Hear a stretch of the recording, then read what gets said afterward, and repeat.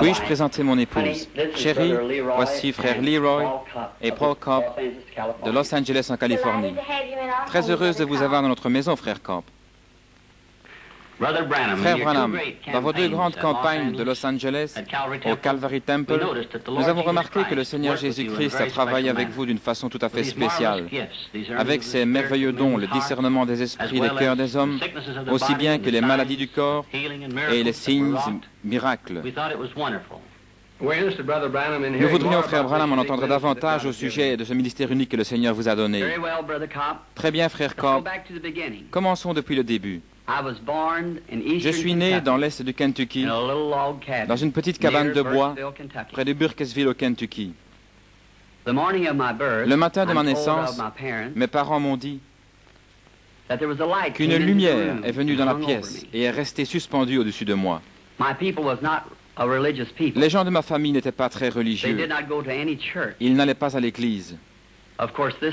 Bien sûr, cela a causé pas mal de troubles parmi eux. Cela m'a suivi tous les jours de ma vie. Récemment, ils en ont pris une photo dans le monde scientifique, comme c'est montré ici. Vous êtes probablement familier avec cette photo. Il a été prouvé par la science que c'était le seul être surnaturel qui a été scientifiquement photographié. À mon opinion, c'est le même ange de Dieu qui a suivi les enfants d'Israël d'Égypte en Palestine. Vous savez en tant qu'érudit vous-même que l'ange de l'Alliance n'était nul autre que notre Seigneur Jésus-Christ. Et ici sur la terre, manifesté dans la chair, il n'a pas proclamé être quelqu'un de grand. Il a dit le Fils ne peut rien faire, à moins que le Père ne lui montre. Dans Saint Jean, au 5e chapitre, peut-être en avez-vous connaissance de cette écriture, Jésus est passé par cette fameuse piscine de Bethesda. Il a trouvé beaucoup d'infirmes là, des aveugles, des estropiés et paralysés, attendant le mouvement de l'eau. Il est étrange qu'il ait seulement exercé son ministère envers une seule personne. Mais si vous remarquez, il savait où se trouvait cette personne. Le Père lui avait montré. Il a guéri celui-ci. Peut-être n'était-il pas estropié. Il était simplement couché sur une palette. Mais Jésus l'a guéri. Ensuite, plus loin dans le chapitre, nous trouvons au verset 19 qu'il était interrogé par les Juifs. Peut-être serait-il interrogé aujourd'hui.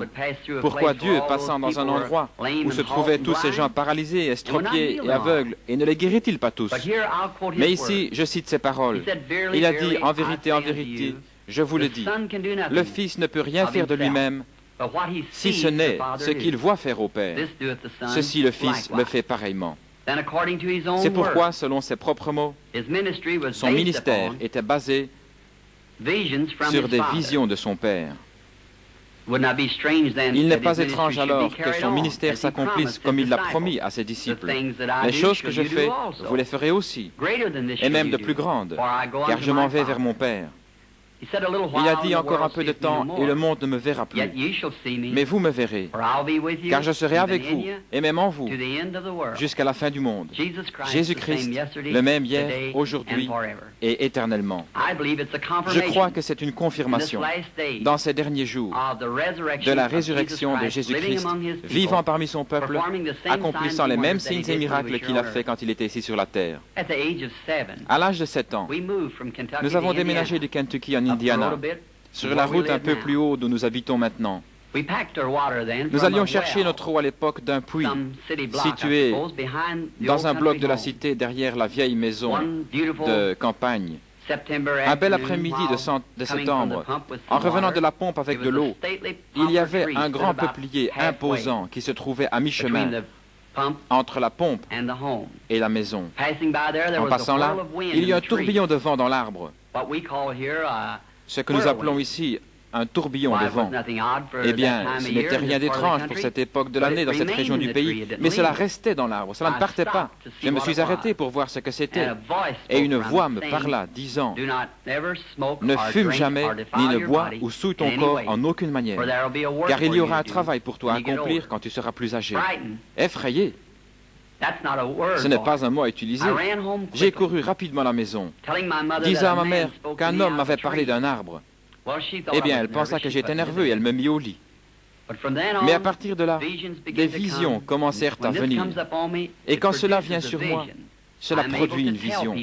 Je peux alors dire aux gens ce qui ne va pas avec eux, ce qu'ils doivent faire dans la vie et le péché qu'ils gardent dans leur vie. À l'âge de 37 ans, un soir, je priais dans ma chambre.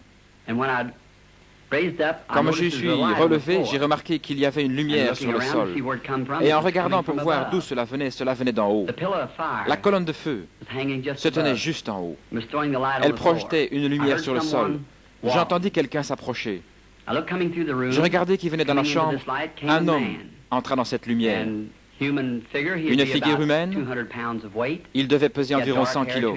Il avait des cheveux foncés jusqu'à ses épaules, un teint olive, il était pieds nus. Bien sûr, j'étais effrayé. Il me dit, ne crains pas.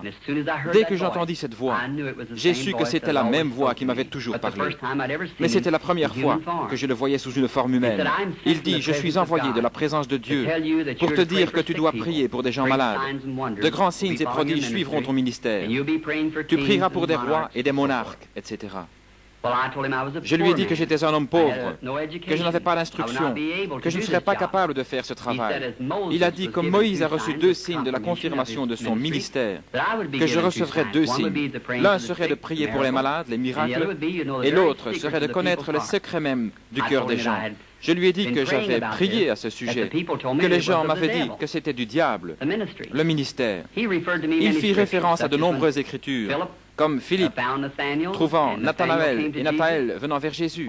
Lorsque Jésus lui a dit où il se trouvait, quand il était sous l'arbre, lorsque Nathanaël l'a trouvé.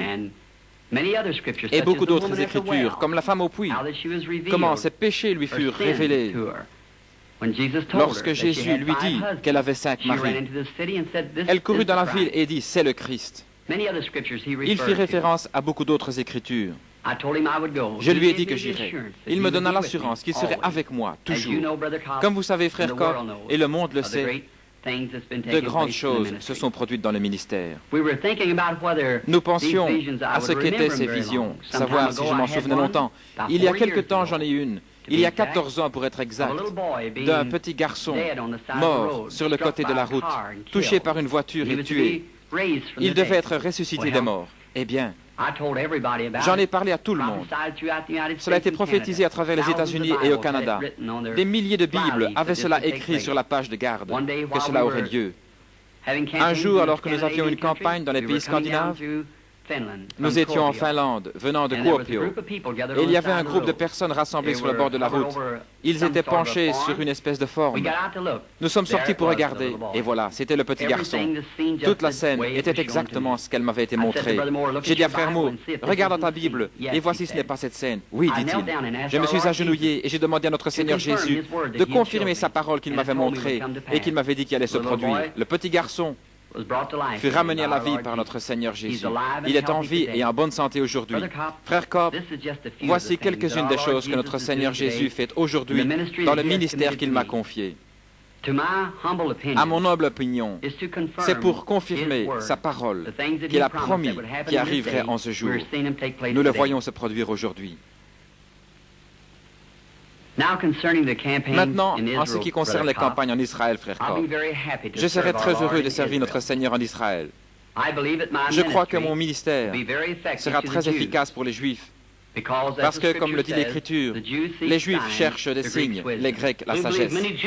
Nous croyons que beaucoup de Juifs et beaucoup de personnes là-bas dans la Terre Sainte arriveront à croire que le Seigneur Jésus-Christ est le Messie lorsqu'ils verront un chrétien accomplissant la prophétie de Joël dans l'Ancien Testament. Oui, frère Cobb. Je suis certain que vous vous référez à la prophétie de Joël dans l'Ancien Testament, Joël 2, 28, comme il a prophétisé, disant que dans les derniers jours, il déverserait son esprit sur toute chair. Les fils et les filles prophétiseraient, les hommes âgés auraient des rêves et les jeunes hommes auraient des visions. Eh bien, frère Branham, je pense que nous allons devoir dire au revoir pour aujourd'hui. Cela a été un grand plaisir pour nous et très édifiant. Nous devons y aller. Nous vous verrons, Dieu voulant, à Chicago dans quelques jours. Eh bien, messieurs, cela a été un plaisir de vous avoir à la maison ce soir. Nous prierons ensemble pour le succès de la réunion de Chicago. Et par la grâce de Dieu, j'espère vous rencontrer là dans quelques jours. Voudriez-vous une tasse de thé? Oh, merci beaucoup, Sir Branham. Merci, chérie.